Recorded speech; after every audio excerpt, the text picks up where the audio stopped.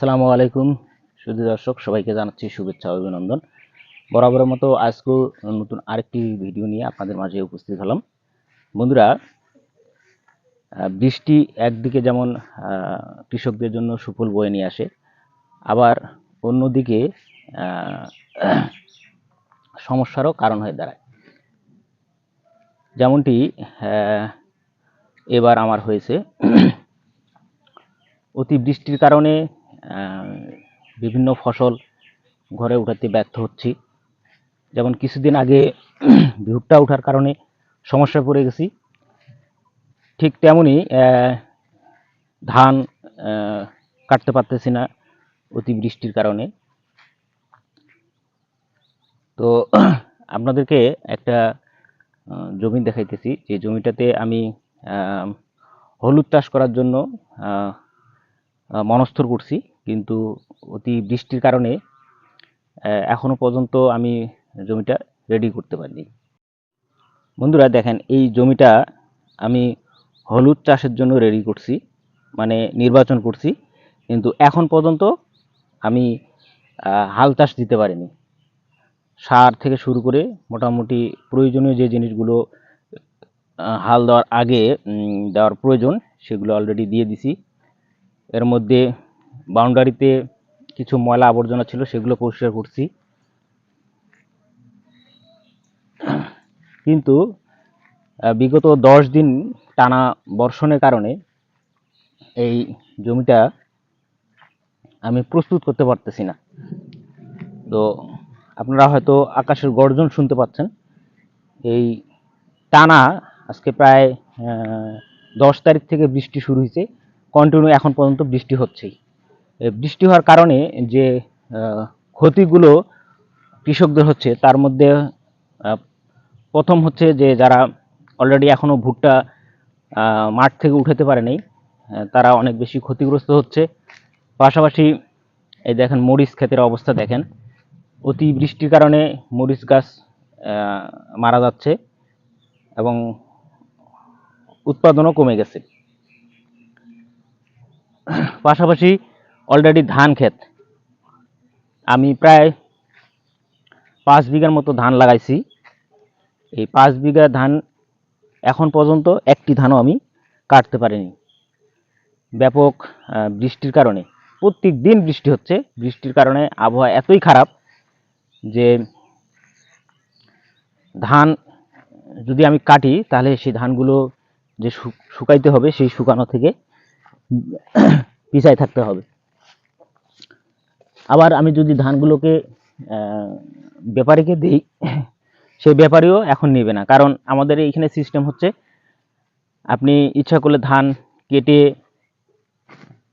শুকায় গলায় রাখতে পারেন বা ঘরে রাখতে পারবেন, পাশাপাশি ধান কেটে সাথে সাথে ব্যাপারীকেও দিতে পারেন।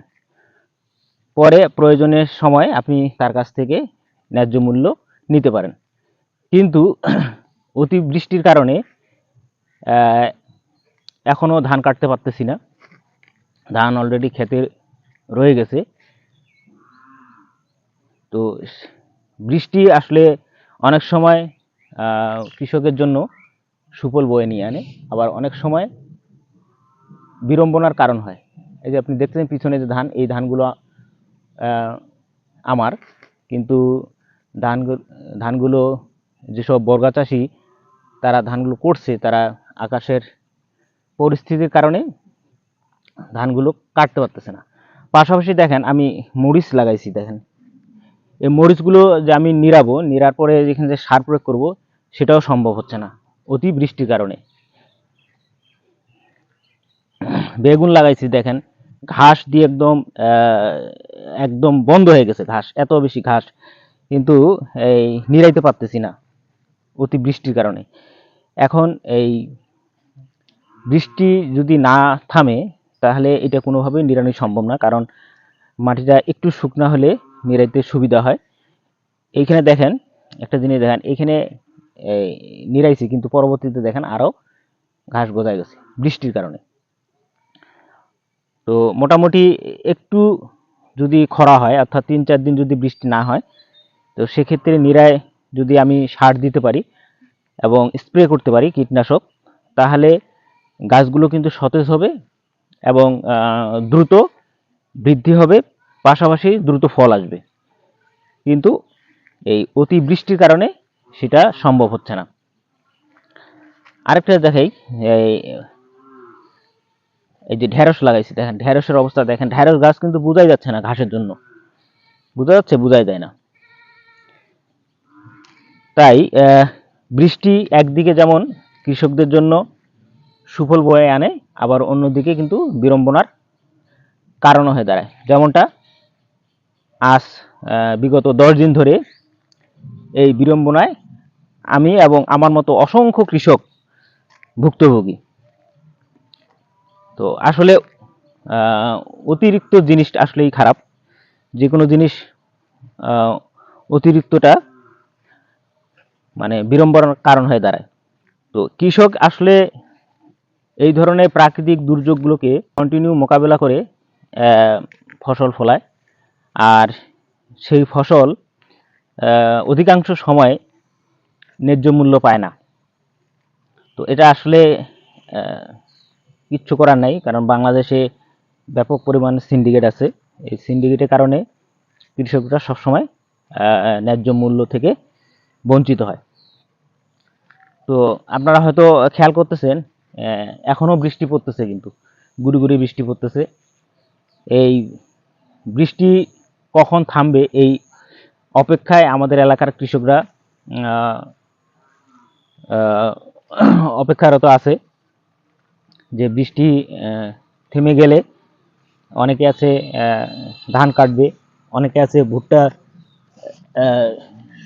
মানে উঠাবে ক্ষেত থেকে, অনেকে আছে হলুদ লাগাবে। এরকম আসলে অনেক কাজ মানে বৃষ্টির কারণে কৃষকরা করতে পারতেছে না।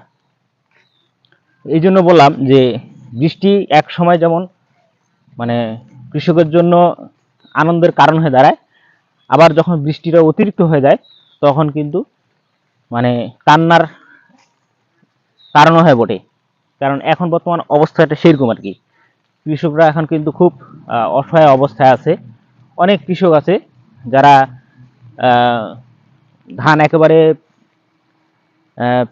পেকে একদম কাটার উপযোগী হয়ে গেছে, বাট কাটতে পারতেছে না। অনেক কৃষক আছে ভুট্টা অলরেডি গাছের মধ্যে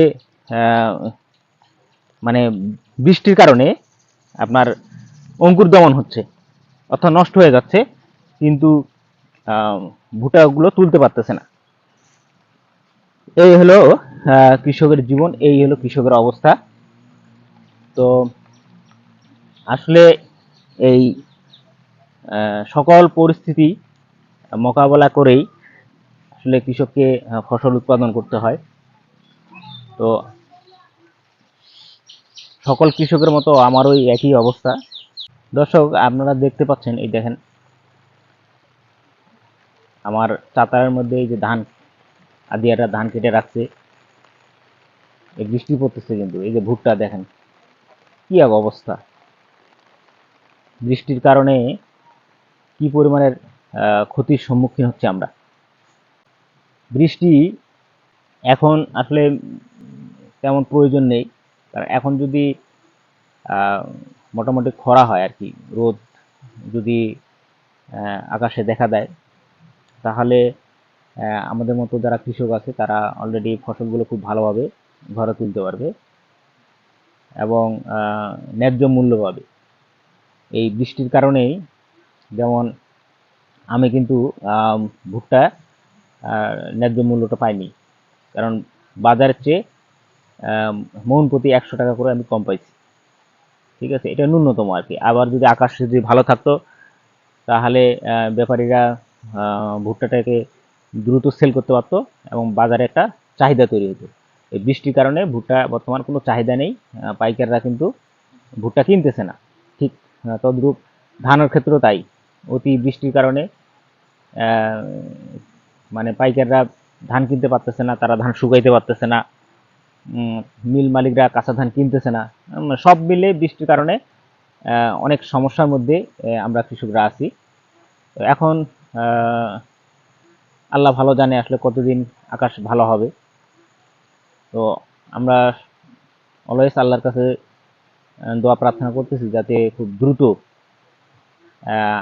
আকাশ ভালো হয়ে যায়, রোদ উঠে, তাহলে দ্রুত আমরা ফসলগুলো ঘরে তুলতে পারবো। তো সেই রোদের অপেক্ষায় আমরা রইলাম। তো পরিশেষে সবাইকে আবারও শুভেচ্ছা, অভিনন্দন এবং ভালোবাসা জানিয়ে আজকের মতে এখানে বিদায় নিচ্ছি। আসসালামু আলাইকুম ওয়া রাহমাতুল্লাহি ওয়া বারাকাতুহু।